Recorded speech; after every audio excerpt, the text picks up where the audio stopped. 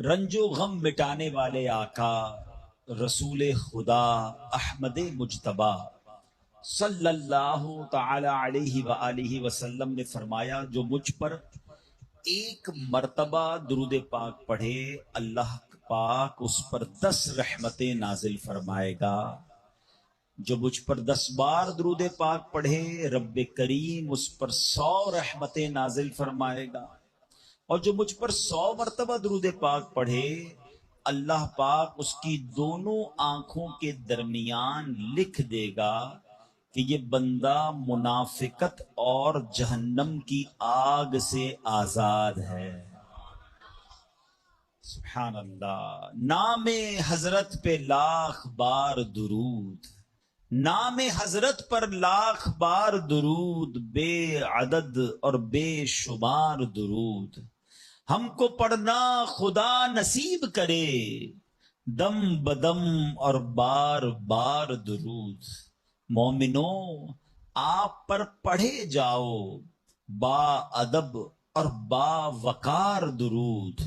جو محب نبی ہے اے کافی، جو محب نبی ہے اے کافی، چاہیے اس کو بار بار درود۔ ذرا غور کیجئے کہ 100 بار درود پاک پڑھنے میں وقت ہی کتنا لگتا ہے، انعام کتنا بڑا ہے کہ اس کی دونوں آنکھوں کے درمیان یہ لکھ دیا جاتا ہے کہ یہ بندہ منافقت اور جہنم کی آگ سے آزاد ہے۔ الصلاۃ والسلام علیک یا رسول اللہ، یہ بھی درود پاک ہے۔ صلی اللہ تعالی علی محمد صلی اللہ علیہ وسلم، یہ بھی درود پاک ہے۔ آپ اگر شارٹ سے مختصر سے درود پاک پڑھنا شروع کریں تو غالباً 15 سے 20 منٹ میکسیمم آپ کے 100 درود پاک پورے ہو جائیں گے، اور انعام اتنا بڑا۔ میں چوٹ کرنے کے لیے کہتا ہوں، اگر ہمیں یہ کہا جائے کہ جناب 100 بار جو درود پاک پڑھے گا اس کو 10,000 روپے ملیں گے، بندہ کہے یار 15 منٹ میں 10,000 روپے، 1000 بار درود پاک پڑھے گا تو 1,00,000 روپے ملیں گے۔ سبحان اللہ۔ اب دنیا کا اگر کوئی انعام اعلان کر دیا جائے تو سارے ہی لوگ اسے کرنے کے لیے تیار ہو جاتے ہیں۔ یہ آخرت کا کتنا بڑا انعام ہے، ہر درود پر 10 رحمتیں۔ آپ یقین کریں کروڑوں روپے خرچ کر کے بھی ایک رحمت نہیں خریدی جا سکتی، اللہ نہ چاہے جس پر رحمت، کون رحمت لے سکتا ہے؟ مگر درود پاک سبحان اللہ، ہر درود پر رحمتیں برس رہی ہیں۔ اس وقت جو حالات چل رہے ہیں، معاملات چل رہے ہیں، ہم سب چاہتے ہیں ہماری بھی حفاظت رہے، ہمارے بچوں کی، ہمارے کاروبار کی، ہمارے گھر بار کی حفاظت رہے، ہم سفر پر جائیں تو خیر سے جائیں، واپس بھی خیر سے آئیں۔ تو سبحان اللہ، مجھے بتائیے جس پر رحمت الہی برستی رہے تو اس کی کیسی حفاظت ہو جائے گی؟ تو گھر سے نکلے تو درود پڑھیں، سفر میں درود پڑھیں، بچوں کو کہیں کہ وہ گھر پہ درود پاک پڑھیں، تو انشاءاللہ یہ سارا رحمتوں کا حصار جو ہے ہمارے ارد گرد رہے گا۔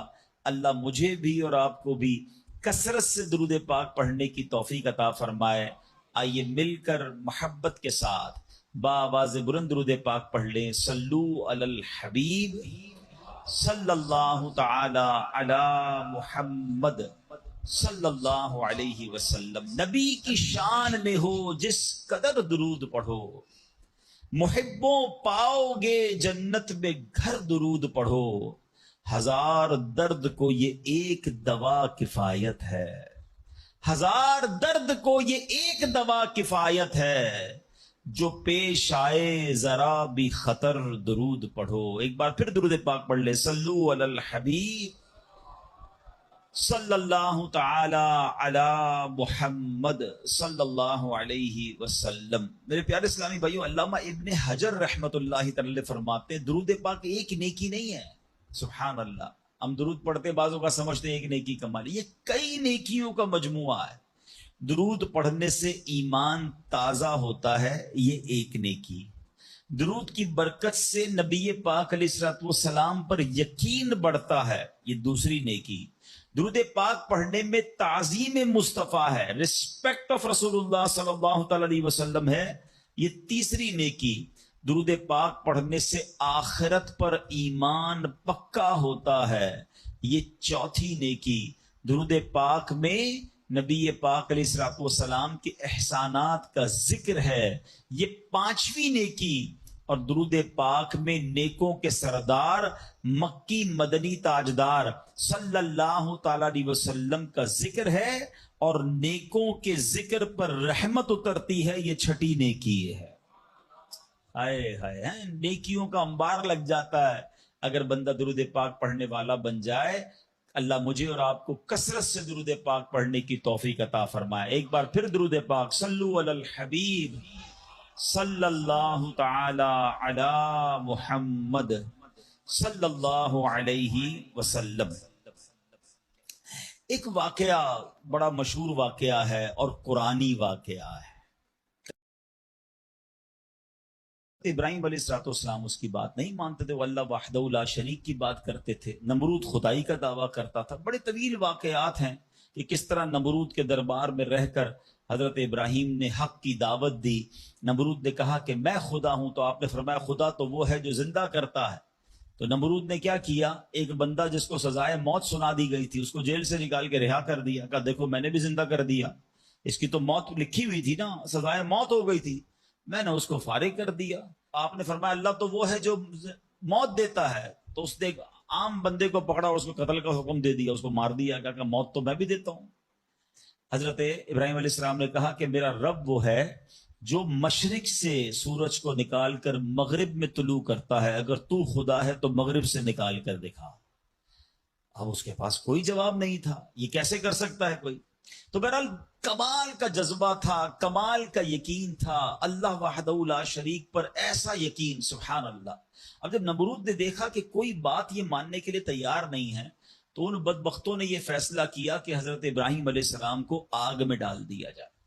اچھا وہ کوئی نارمل آگ نہیں تھی، ایسی آگ نہیں تھی کہ لکڑیاں لگائیں اور جناب بندے کو ڈالنا ہے، ایک ایسی آگ تھی کہ جو اس وقت تک اتنی بڑی آگ لگائی نہیں گئی تھی، اور ایسی آگ تھی کہ کوئی پرندہ بھی اوپر سے گزرتا تھا تو وہ گزر نہیں پاتا، جل کے اس کے اندر کوئلہ بن جاتا تھا۔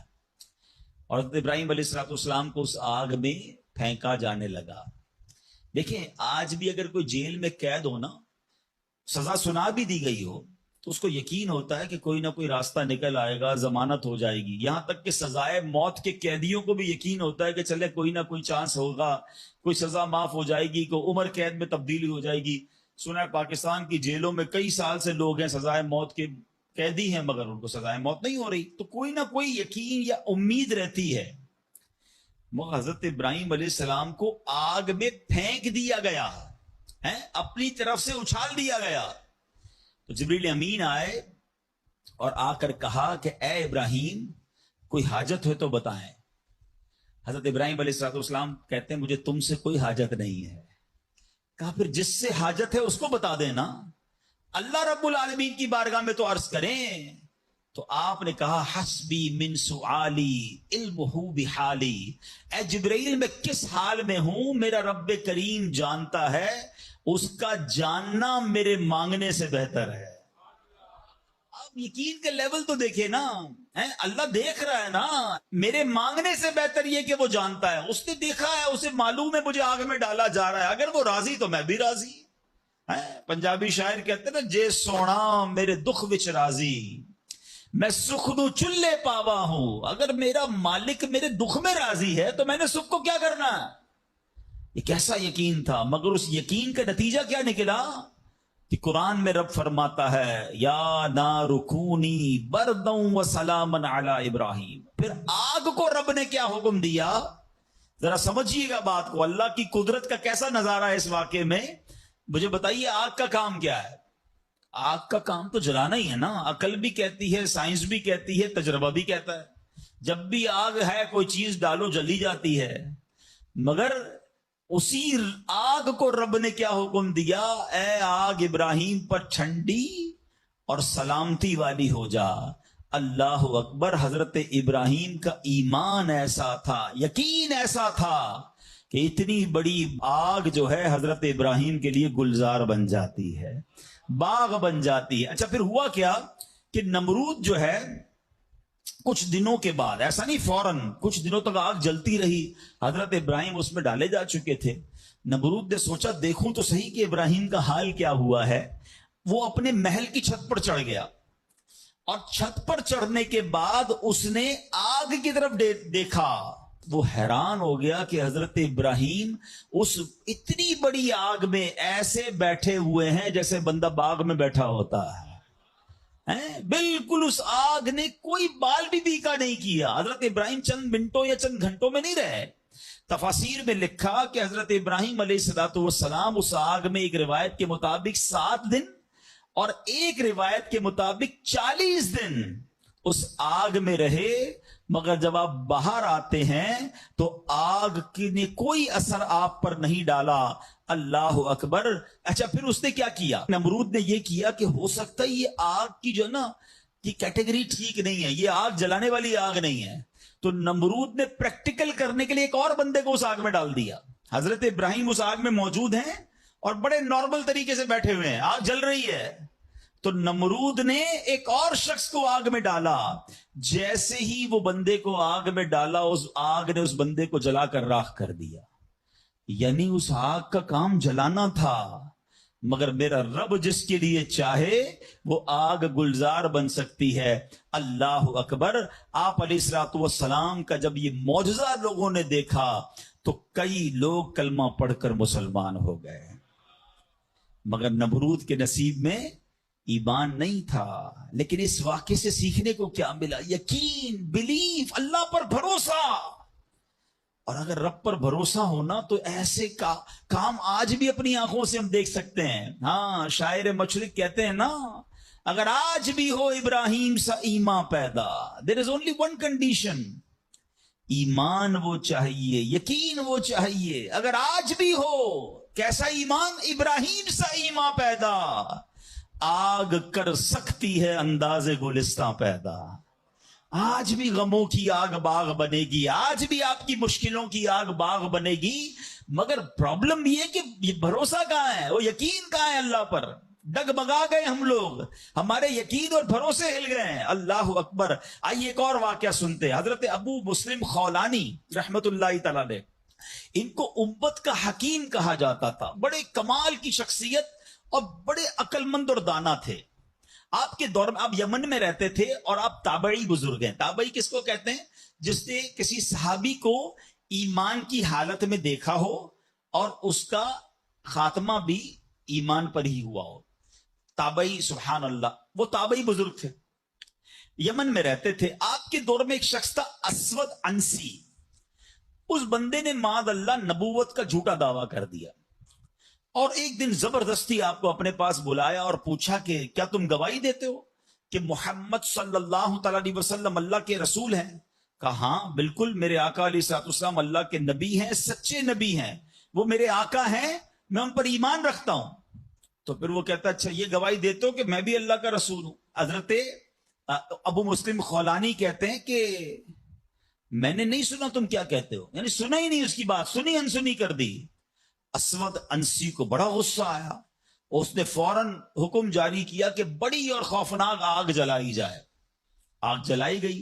अबू मुस्लिम रहमतुल्लाह तआला को उस दहकती आग में डाल दिया जाए, हुक्म दे दिया। आपका ईमान टस से मस नहीं हुआ, आप खड़े रहे और आपको उठाकर आग में डाल दिया गया। सुभान अल्लाह। जिस रब ने हजरत इब्राहिम के लिए आग को ठंडा किया था ना, गुलजार किया था, अबू मुस्लिम खौलानी रहमतुल्लाह तआला के लिए भी वो आग सलामती वाली हो गई। बिल्कुल सही सलामत आग से बाहर आ गए। असवद अंसी ने जब ये देखा कि ये इतनी बड़ी करामत, अब ये लोगों को पता चल जाएगा तो मेरी तो नबूवत का जो दावा है वो बेड़ा गर्क ही हो जाएगा। तो इनको आजाद भी कर दिया और कहा कि फौरन यहां से आप चले जाएं। तो आपको यमन से निकाल दिया। आप यमन से निकले और मदीना मुनव्वरा हाजिर हो गए। गुलामी में न काम आती है शमशीरें न तदबीरें, गुलामी में न काम आती हैं न शमशीरें न तदबीरें, जो हो ज़ौक़े यकीन पैदा तो कट जाती हैं जंजीरें, कोई अंदाजा कर सकता है उसके जोरे बाजू का, निगाहे मर्द मोमिन से बदल जाती है तकदीर। बात یقین کی ہے، بات ایسے کس کو کہتے ہیں، ایمان کی ہے۔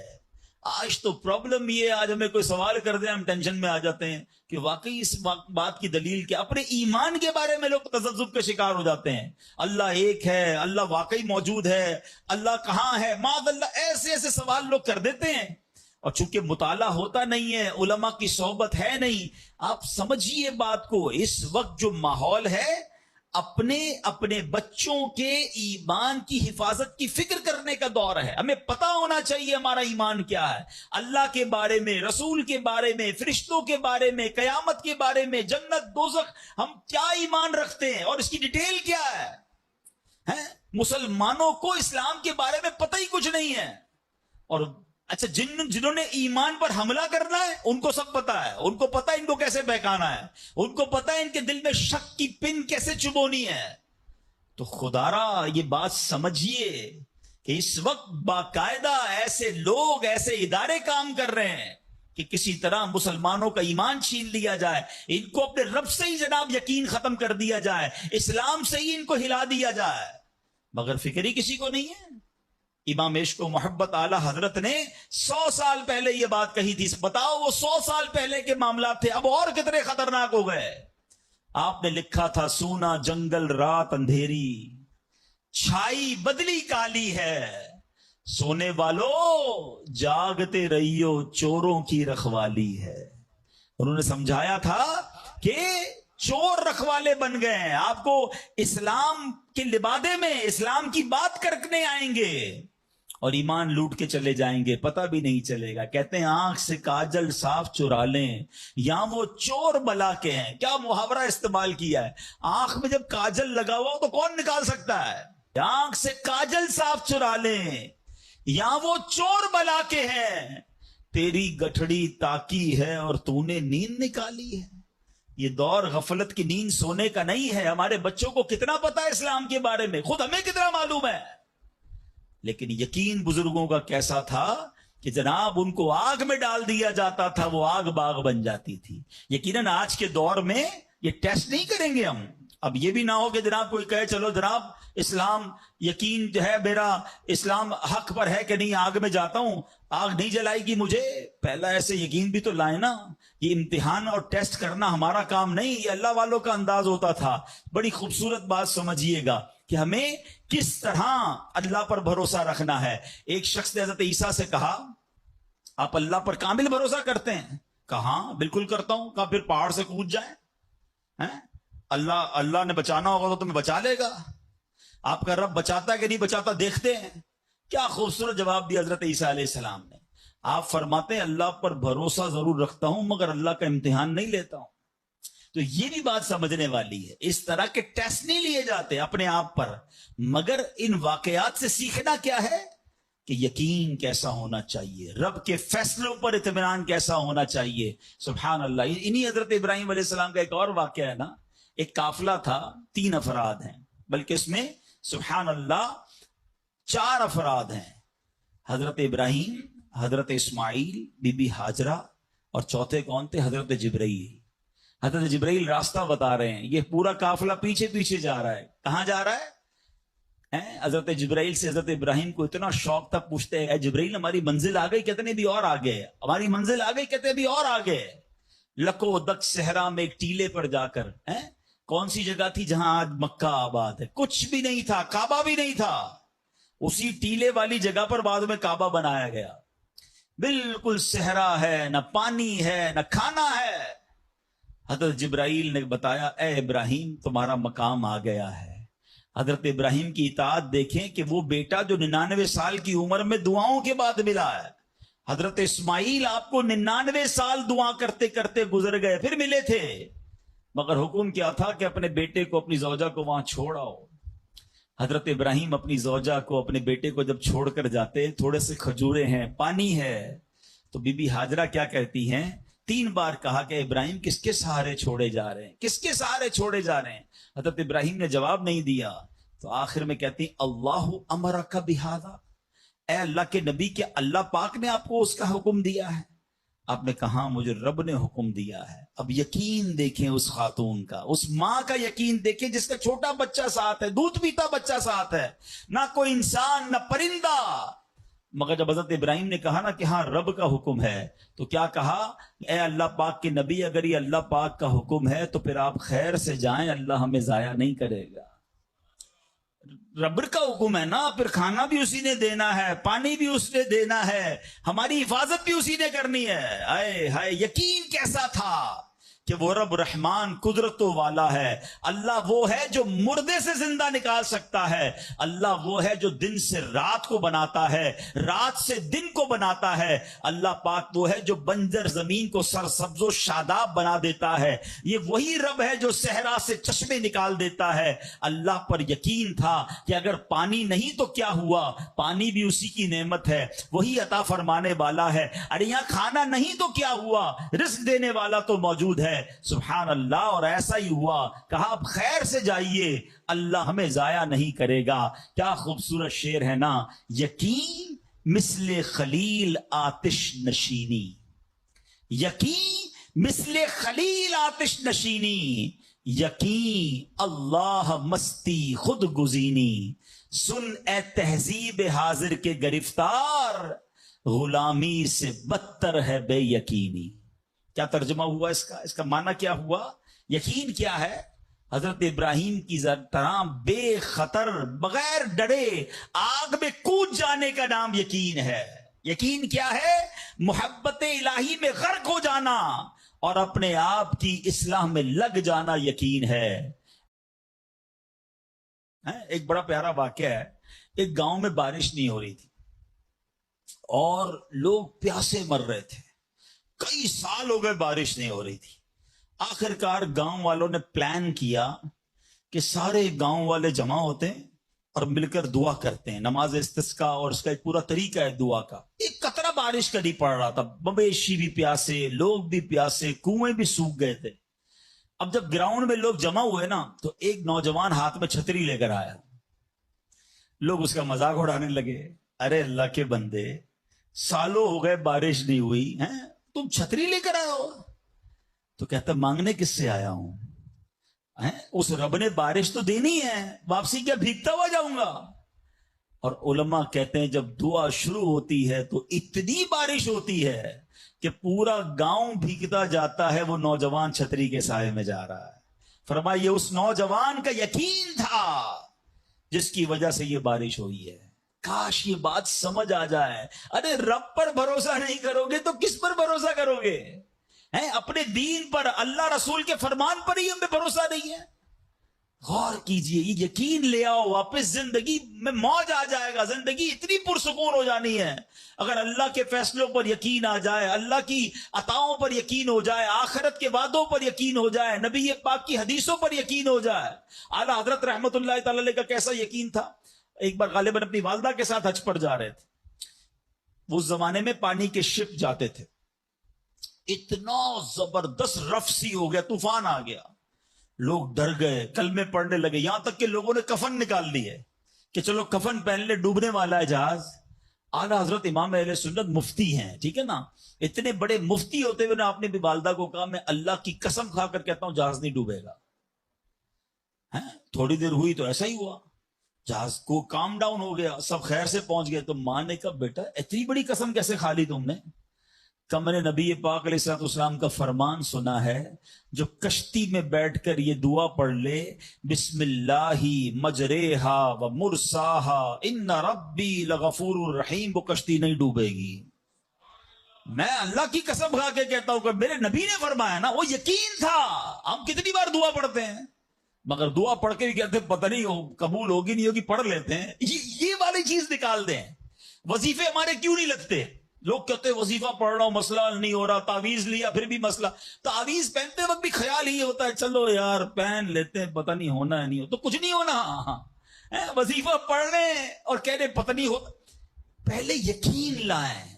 اچھا ڈاکٹر بھی یہی کہتے ہیں, یہ صرف اب یہ وظائف اور ان چیزوں میں نہیں, آپ اگر ڈاکٹر پر بھی یقین نہ رکھیں نا کہ یار اس کی دوائی پتہ نہیں کام کرتی ہے نہیں کرتی, کیونکہ بہت ساری چیزوں کے پیچھے یقین, ول پاور. بڑا خوبصورت جملہ میں نے کتاب میں پڑھا تھا, کہ جو لوگ کہتے ہیں یہ ہو جائے گا ان سے ہو جاتا ہے، جو لوگ کہتے ہیں یہ نہیں ہوگا ان سے نہیں ہوتا ہے۔ کاش یہ بات سمجھ آ جائے آپ کو، ہو جائے گا، اب کر لو گے۔ بڑے بڑے کام لوگ کر جاتے ہیں، میں کر لوں گا انشاءاللہ، پتہ نہیں ہوگا نہیں ہوگا، ٹرائی کر لیتا ہوں، پہلے ہی سمجھ لو نہیں ہوگا۔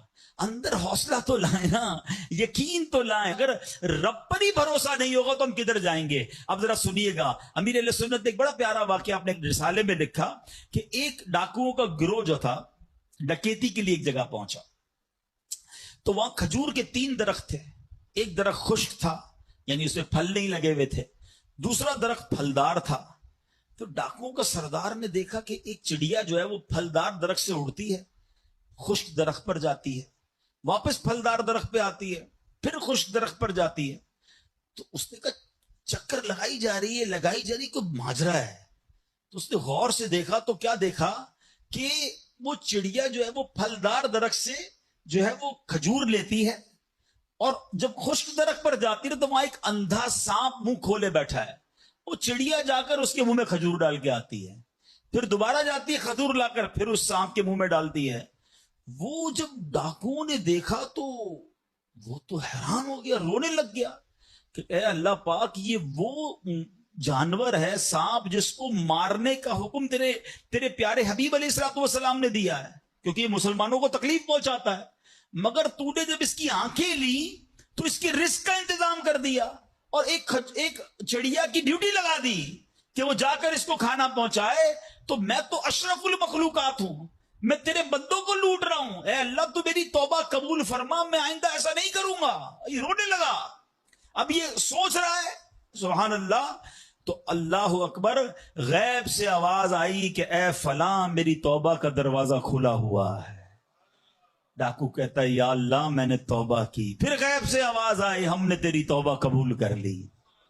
اچھا، جب اس نے توبہ کی تو اس کے سارے ساتھی سن رہے تھے کہ سردار آپ نے توبہ کی، ہم نے بھی توبہ کی۔ کہا سوچو تو صحیح، ہم ڈکیتی کر رہے ہیں، ہم چوری کر رہے ہیں، رب جب اس اندھے سانپ کو روزی دے گا تو ہمیں کیوں نہیں دے گا؟ ہم اللہ کی قدرت پر یقین کیوں نہ رکھیں؟ سب نے توبہ کر لی۔ اب جب توبہ کر لی تو انہوں نے کہا کہ اب ایسا کرتے ہیں کہ حج کو چلتے ہیں۔ سارا قافلہ بنا کر ڈاکوؤں کا قافلہ توبہ کر کے چلا حج کرنے کو۔ جب مکہ پاک کے قریب پہنچے نا تو وہاں ایک نابینا بڑھیا تھی، وہ ہر قافلے والے سے اس ڈاکوؤں کے سردار کا نام لے کے پوچھتی تھی وہ بندہ آیا تو ڈاکوؤں کا جب قافلہ ہے تو کہا میں ہی تو وہ ہوں۔ تو کہا یہ میرے کپڑے تمہارے لیے ہیں۔ بولا آپ مجھے کپڑے کیوں دے رہی ہیں؟ کہا میرا ایک بیٹا تھا، اور وہ بیٹا جو ہے اس کے کچھ دن پہلے، بڑا نیک بیٹا تھا میرا، کچھ دن پہلے اس بیٹے کا انتقال ہوا ہے، یہ اسی کے کپڑے ہیں۔ 3 دن سے مسلسل نبی پاک علیہ الصلوۃ والسلام میرے خواب میں تشریف لا رہے ہیں اور فرما رہے ہیں کہ اس نام کا بندہ آئے گا، اس کو یہ کپڑے دے دینا۔ ہائے ہائے، ذرا سوچو تو صحیح، جب رب توبہ قبول کرتا ہے تو مرتبے کیسے بڑھا دیتا ہے۔ کاش یہ بات سمجھ آ جائے۔ اللہ سے بندہ جب دوستی کر لیتا ہے نا، اللہ پچھلے گناہ معاف فرما دیتا ہے، بلکہ اللہ راضی ہو جائے تو گناہوں کو نیکیوں میں بدل دیتا ہے۔ مگر کیسے اس ڈاکو کو توبہ نصیب ہوئی؟ یقین۔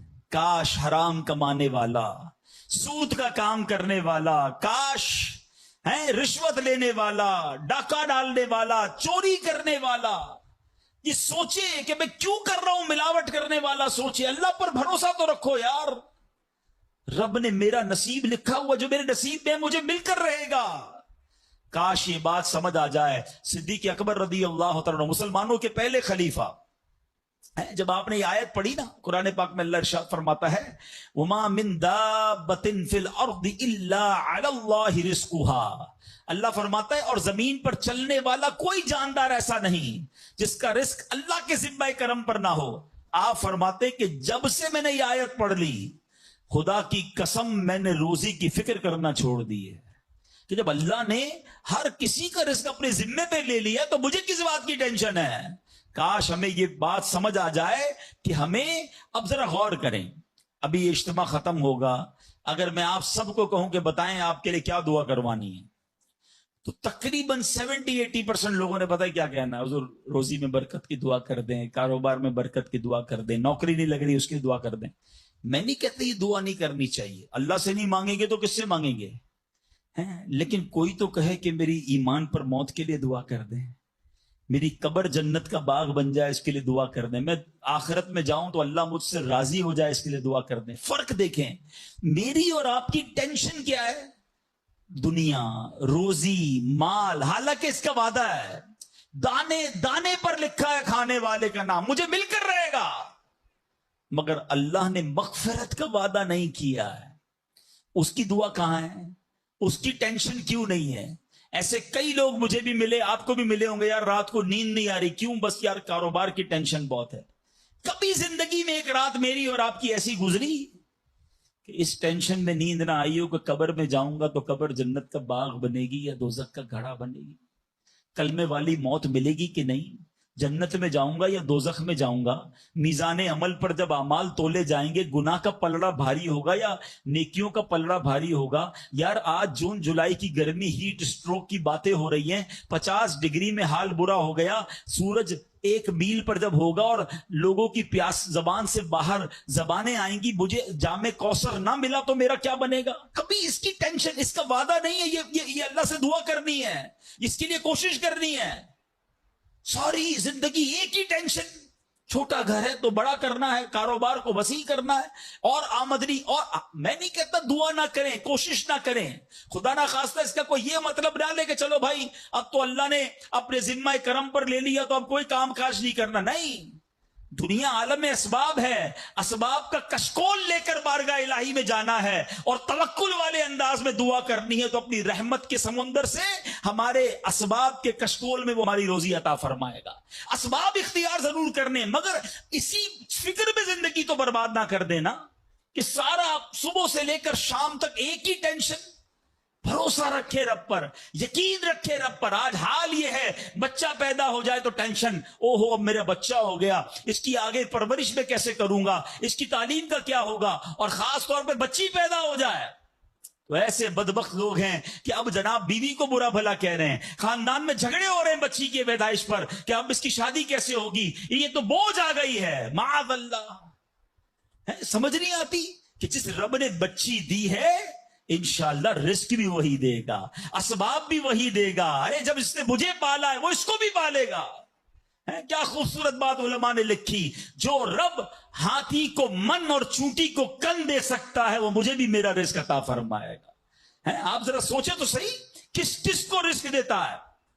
حدیث پاک کا مضمون ہے تم اللہ پر بھروسہ کرو، جیسا بھروسہ کرنے کا حق ہے وہ تمہیں ایسے روزی دے گا جیسے پرندوں کو روزی دیتا ہے۔ پرندوں کو سمجھتے کتنی کیسے روزی ملتی ہے؟ کبھی گھونسلے دیکھیں پرندوں کے؟ اچھا پہلے تو یہی نہیں پتا کراچی والوں کو تو پرندے دیکھنے کو نہیں ملتے، ہم نے درخت کاٹ کے پورا شہری کنکریٹ کا جنگل بنا دیا، ورنہ یہ پوچھے بزرگوں سے، ہم بھی چھوٹے تھے تتلیاں بھی دکھتی تھی، صبح مدرسے اسکول جاتے تھے تو کوئل کی آواز بھی آتی تھی، اب تو کراچی والوں کے ہارن کی آواز آتی ہے ہم کو۔ اب تو یہ پرندے بھی چلے گئے، کہاں چلے گئے؟ ہم نے درخت کاٹے، ہمیں نظر ہی نہیں کہ درخت ہے کیا۔ آج گاڑی پارک کرنے کے لیے ہر بندہ درخت کا سایہ ڈھونڈ رہا ہے مگر درخت لگاتا نہیں ہے۔ کاش یہ بات سمجھ آ جائے کہ جتنے درخت لگتے جائیں گے شہر یا ملک خوشگوار بھی ہوگا، موسم بھی کول ڈاؤن ہو جائے گا۔ یہ جو آج ہم کہتے ہیں نا اتنی گرمی بڑھتی جا رہی ہے، اس کی ایک بڑی وجہ یہ ہے، یہ میرا موضوع نہیں ہے، لیکن جو موسم کا تغیرات، کلائمیٹ ڈس آرڈر ہے، کاش یہ بات سمجھ آئے کہ پلانٹیشن نہیں ہم کر رہے، ہم پودے نہیں لگاتے بلکہ پودے کاٹ دیتے ہیں۔ کتنے درخت کاٹے، کتنے جنگل ختم کر دیے ہم نے۔ الحمدللہ دعوت اسلامی کا شعبہ FGRF، ہم پلانٹیشن ہم کرتے چلے جا رہے ہیں، 30 لاکھ پودے لگائے مگر یہ تھوڑے ہیں۔ کاش میری یہ بات لوگ سن رہے ہوں کہ اگر آپ نے اپنے آنے والی نسلوں کو خوشگوار موسم دینا ہے، اچھے حالات دینے ہیں، ٹھنڈی چھاؤں دینی ہے، آکسیجن کی فیکٹریاں دینی ہیں، تو ہم سب کو کم از کم ایک پودا لگانا چاہیے۔ 24 کروڑ پاکستانی سب صرف ایک پودا لگائیں اور اس پودے کو درخت بنائیں، صرف پودے کو بچے کی طرح پالیں۔ آپ یقین کریں ہمارا ملک ایک پورا ملکی باغ بن جائے گا۔ تو اب ذرا سوچیں کہ ہمیں یہ بات سمجھنی ہے کہ یہ گھونسلے، یہ جو حدیث میں سنا رہا تھا بات کہاں سے چلی کہ اللہ پرندوں کو کیسے رزق دیتا ہے۔ آپ کو پتا پرندے کتنے؟ ایک تحقیق کے مطابق اس دنیا میں جتنے انسان ہوتے ہیں نا ملٹی پلائی بائی 10 جانور ہوتے ہیں. اگر 800 کروڑ انسان ہیں, 8 ارب کے قریب آبادی ہو گئی دنیا کی, 800 کروڑ, 8 ارب, تو آپ سمجھو کہ 80 ارب جانور ہیں دنیا میں. اور کہا جاتا ہے ملٹی پلائی بائی 10 کریں اس کو تو اتنے پرندے ہوتے ہیں. یعنی اس کا مطلب 800 ارب کم و بیش پرندے ہیں دنیا میں. آپ نے پرندوں کے گھونسلے دیکھے کبھی کہ جب گھر سے صبح اڑتے ہیں نا اپنے گھونسلے سے, سب کے پیٹ خالی ہوتے ہیں, گھونسلے میں کوئی کبڈ نہیں ہوتی ہے, کوئی شام کا دوسرے دن کا چارہ نہیں ہوتا ہے, بچے چھوٹے چھوٹے چھوڑ کر جاتے ہیں. مگر یہ 800 ارب پرندے جب شام کو گھونسلے میں آتے ہیں, اللہ سب کو رزق دے چکا ہوتا ہے. کوئی پرندہ دنیا میں بھوکا نہیں سوتا. کیا خوبصورت بات, سمجھو اس کو اس کا مزہ لو نا. رب ہاتھی کو من دیتا ہے, اس کو ہاتھی کو کتنا کھانا چاہیے, دنیا میں کتنے ہاتھی ہوں گے, اس کو روز کے منو کھانا مل جاتا ہے. اور چونٹی کو کن چاہیے ہوتا ہے چھوٹا سا, وہ رب اس کو کن بھی دے دیتا ہے, پرندوں کو روزی دے دیتا ہے. اور جو اشرف المخلوقات ہیں وہ ٹینشن کھا رہے ہیں, وہ کبھی بلڈ پریشر کی گولی, تو کبھی شوگر کی گولی, کبھی ڈاکٹر کے پاس, ٹینشن بہت ہے ڈاکٹر صاحب 2 سال بعد کیا ہوگا, مارکیٹ ڈاؤن. ارے بھائی تب سب چیزوں کا وعدہ ہے اور تم اس ٹینشن میں رہ گئے. ارے یہ کوشش کرنی تھی تو آخرت کی کرنی تھی, اللہ کو راضی کرنے کی کرنی تھی. لیکن ان تمام باتوں کے باوجود, جیسے میں نے کہا نا کہ چھوڑنا نہیں ہے کام کاج. کچھ بے وقوف لوگ یہ سمجھ رہے ہوتے ہیں ایسا نہیں ہوگا. بڑی خوبصورت ایک بات اور کر دوں کہ اللہ پر بھروسہ کیسا کرنا ہے. ایک صوفی بزرگ شیخ سعدی لکھتے ہیں کہ ایک شخص تھا, گھر سے محنت مزدوری کے لیے, کام کاج کے لیے نکلا. اس نے دیکھا کہ ایک لومڑی ہے, اندھی ہے, اپاہج ہے, نہ دیکھ سکتی ہے نہ چل سکتی ہے. وہ حیران ہو گیا, ہاتھ پیر بھی نہیں, آنکھیں بھی نہیں, یہ لومڑی کھاتی کہاں سے ہے, چیک کرتا ہوں. تھوڑی دیر بیٹھا تو ایک شیر آیا.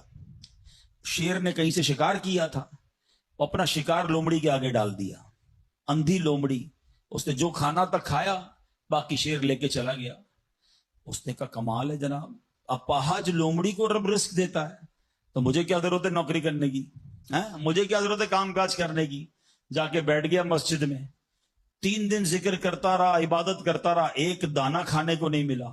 اللہ اللہ اللہ اللہ کر رہا ہے. اس کے بعد جب بھوک سے بحال ہو گیا تو اللہ سے فریاد کی, یا اللہ مجھے کوئی رزق نہیں ملا.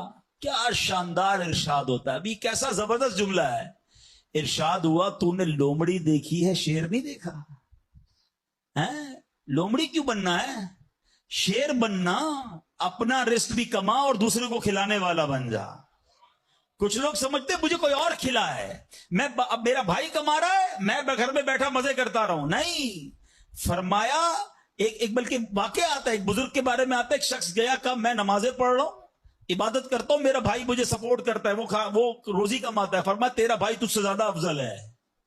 اللہ کو یہ پسند ہے کہ بندہ اپنے ہاتھ سے کمائے, کسی پر ڈیپینڈیبل نہ رہے, کسی پر بوجھ نہ رہے. یہ شریعت کو محمود ہے.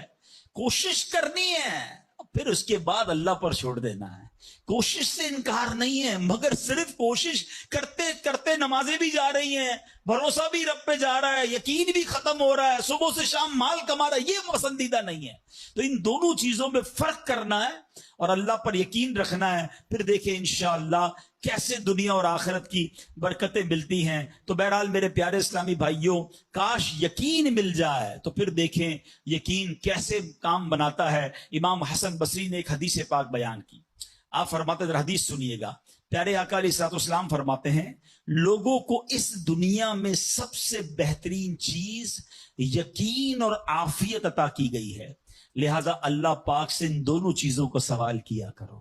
اللہ سے یقین مانگے اور اللہ سے عافیت مانگے. امام حسن بصری جب حدیث پاک بیان کی نا تو فرمایا, رسول اکرم علیہ الصلوۃ والسلام نے سچ فرمایا, یقین ہی کی برکت سے جنت ملتی ہے, یقین ہی کی برکت سے آدمی جہنم سے دور بھاگتا ہے, یقین ہی کی برکت سے فرائض پورے ادا کرتا ہے, یقین ہی کی برکت سے آدمی ایمان پر ثابت قدم رہتا ہے, اور عافیت میں بڑی بھلائی رکھ دی گئی ہے.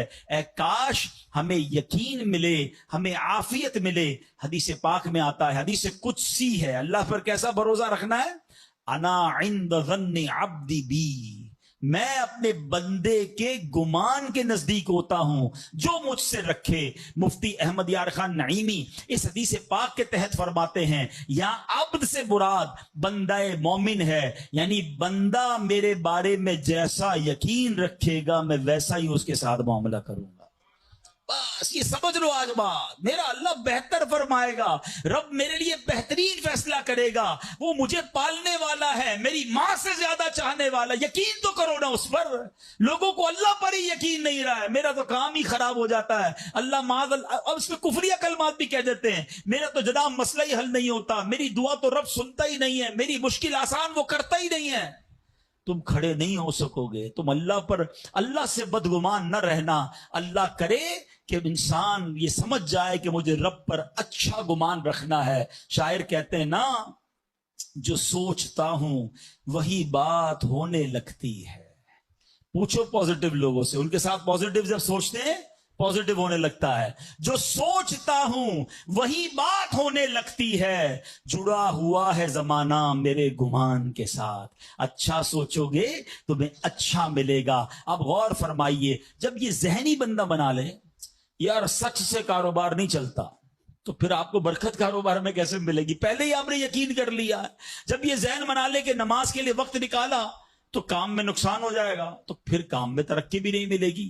اب ذہن بنا لیا کہ ترقی کے لیے صرف دنیا کی ڈگریاں کمانی ہیں، تو پھر قرآن کریم کی برکات کہاں سے نصیب ہوں گی؟ جب یہ ذہن بنا لیا کہ آج نیکی کا دور ہی نہیں ہے، کچھ لوگوں کا ذہن بن گیا ہے بھائی جناب کوئی نیکی کا دور نہیں ہے، تو پھر نیکی کی برکت بھی نہیں ملے گی. ذہن پازیٹیو رکھیں، ذہن اچھا رکھیں، انشاءاللہ آپ دیکھیں آپ کے ساتھ اچھا ہونا شروع ہو جائے گا. میرے پاس وقت کم ہے ورنہ اس پر تو پوری ریسرچ موجود ہے. آپ پازیٹیو سوچتے ہیں تو پازیٹیو انرجیز آپ کی طرف متوجہ ہو جاتی ہیں. اب تو سائنس بھی کہتی ہے نیگیٹو سوچتے ہیں تو نیگیٹو انرجیز آپ کی طرف متوجہ ہوتی ہیں. آپ ڈی مورلائز ہونا شروع ہو جاتے ہیں، آپ کے حوصلے ٹوٹنا شروع ہو جاتے ہیں. اور جس کو ول پاور کہا جاتا ہے، جس کو اچھا سوچنا کہا جاتا ہے، اگر بندہ یہ کرنا شروع کر دے پھر دیکھیں اس کے کام کیسے بن جاتے ہیں. تو اللہ کرے کہ بھئی یہ بات سمجھ آ جائے کہ ہمیں اپنے رب سے انشاءاللہ یقین حاصل کرنا ہے. حضرت خالد بن معدان رحمت اللہ تعالی علیہ فرماتے ہیں تعلموا الیقین کما تعلموا القرآن، یعنی یقین کو بھی ایسے ہی سیکھا کرو جیسے قرآن سیکھتے ہو. میں نے بھی اسے سیکھ کر حاصل کیا ہے. سبحان اللہ. اب یقین سیکھنے کے لیے، یقین حاصل کرنے کے لیے علماء نے بڑے طریقے لکھے. پہلے تو بندہ دعا کرے کہ اے اللہ مجھے اپنا یقین عطا فرما. بڑی پیاری دعا حضرت ابوبکر صدیق کیا کرتے تھے، اللہم حب لی ایمانا و یقینا و معافاتا و نیہ. اے اللہ مجھے پکا ایمان، پختہ یقین، عافیت اور سچی نیت عطا فرما. اللہ پاک سے دعا کرتے رہیں اور ایسے لوگوں کے ساتھ رہیں. آخری بات کر لیتا ہوں جناب، پرابلم پتہ کیا ہے؟ ڈی مورلائز بندہ پتہ کہاں ہوتا ہے؟ اس کا یقین متزلزل کب ہوتا ہے؟ وہ کیسے شک اور شبے والی لائف میں آ جاتا ہے؟ یہ صحبت سے ملتا ہے. آپ جب اللہ پر پکا یقین کرنے والے لوگوں میں بیٹھتے ہیں نا، آپ کا یقین بھی بڑھنا شروع ہو جاتا ہے. یار اس کو اللہ پر کتنا بھروسہ ہے. بیمار ہے پھر بھی کہتا ہے میرا رب کریم ہے، پریشان ہے پھر بھی کہتا ہے اللہ کی رضا پر راضی ہوں، میرا رب سب ٹھیک کر دے گا. جب ایسے لوگوں کے ساتھ آپ بیٹھتے ہیں نا، آپ کا یقین توکل بھی مضبوط ہونا شروع ہو جاتا ہے، بندہ اسٹرانگ ہونا شروع ہو جاتا ہے. اور جب بندہ بیٹھتا اٹھتا ہی ایسے لوگوں میں ہے جو ہر وقت مایوسی کی باتیں کرتے ہیں، ہر وقت جناب آنے والے خطرات اور پریشانیوں کا ہی ذکر کرتے رہتے ہیں، ارے بھائی کچھ نہیں ہونا، سب برباد ہو گیا ہے، سب ختم ہو گیا. ان کے پاس جب بیٹھو ایسا لگتا ہے سب کچھ تباہ ہونے والا ہے. ایسے لوگوں کے ساتھ نہ بیٹھیں، حوصلے والے لوگوں کے ساتھ بیٹھیں، توکل والے لوگوں کے ساتھ بیٹھیں، اللہ سے محبت کرنے والوں کے ساتھ بیٹھیں. پھر دیکھیں انشاءاللہ آپ کے کام کیسے سیدھے ہو جائیں گے. ایک آخری بات چلے کر لیتا ہوں، اللہ پر بھروسہ، اللہ کے فیصلوں پر یقین کیسے حاصل ہو؟ مجھے یہ کیسے پتا چلے کہ یار یہ چیز میرے لیے بہتر ہے؟ میں نے کئی بار اپنے بیانات میں یہ اگزامپل دی ہے، میں دوبارہ دے دیتا ہوں شاید کسی کے دل پر اثر کر جائے. میں مثال دیتا ہوں. ہمیں بعض اوقات بندہ پتہ ہے اللہ سے یقین کہاں ٹوٹتا ہے؟ جب بندہ دعائیں مانگتا ہے، التجائیں کرتا ہے، بڑی رو کر التجا کرتا ہے، مصیبت میں ہوتا ہے، اس کو کوئی چیز چاہیے ہوتی ہے اور اس کو نہیں ملتی ہے، تو بندہ کہتا ہے رب تو میری سنتا ہی نہیں ہے. اتنی دعائیں کی، مسجد میں جا کے کی، مکے مدینے میں جا کے کی، فلاں بزرگ سے بھی دعا کرے، نہیں ہو رہا میرا کام۔ جب بندے کا کام نہیں ہوتا نا تو اس کو لگتا ہے کہ یار میں اللہ پر کیسے بھروسہ کروں، یہاں جا کر شیطان حملہ کرتا ہے۔ اب آئیے اس وسوسے کو کیسے ختم کریں۔ آپ میں سے کئی ایسے مجھے نظر آ رہے ہیں جو والد ہوں گے یا بڑے بھائی ہوں گے، آپ کا کوئی چھوٹا بیٹا یا چھوٹا بھائی ہو اور بیمار ہو جائے، اس کو بخار ہو جائے، گلا خراب ہو جائے، اور وہ رونے لگے کہ ابو میں نے آئس کریم کھانی ہے، میں نے ٹھنڈا شربت پینا ہے۔ اچھا بتائیے، آپ اسے ٹھنڈا شربت پلائیں گے؟